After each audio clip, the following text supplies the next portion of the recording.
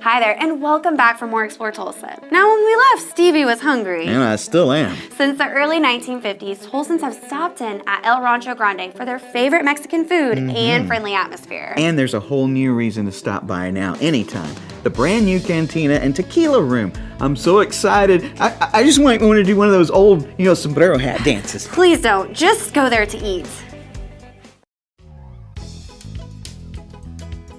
Oh, it's been a year or two ago on a Friday or Saturday night, there were 3 different families that had 4 generations eating here. So I just always thought that was kind of cool. Yes, I've been eating here forever.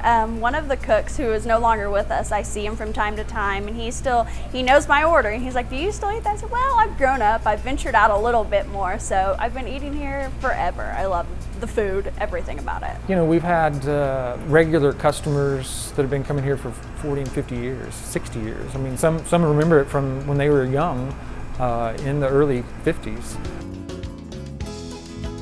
Yeah, it originally started in 1953 by a little Hispanic lady and occupied the west side of this property. And then probably late 60s, she acquired the other side of the building downstairs and had the whole space. We owned the building starting in probably 1974, I think. The restaurant was downstairs as a tenant, and my dad just bought the space as rental property, and there were 4 apartments upstairs where we are now. Originally, when he had the building, we didn't have anything to do with the restaurant. I think I was 21 when I started working here, and we didn't eat at the restaurant a lot. John is my uncle. At first, when I started working here, it wasn't something that I actually quote unquote wanted to do. I started as a busser, and my dad just brought me to work on the weekends that he worked, and I started that way and just kind of worked my way up, and now I'm managing, and I work alongside of him and my uncle, and we just keep growing day by day. And I just people love coming here. People love coming to eat. Everyone loves food, and so that's what really inspires me and drives me to keep coming back. All the background is what I love. From my uncle, from being in my mom's stomach when I came and started here with our Salvador. He's the 40 years waiter. He's like my grandpa. He watched me from little bitty to now, and so I love that. Just seeing the 4 generations, like John said, I'm the 3rd generation for us. When 4 or 5 years ago, they needed to be kind of remodeled again. And that's when we started to planning to do the cantina upstairs. I brought it up when I was like 16. I was like, we should turn it into a bar.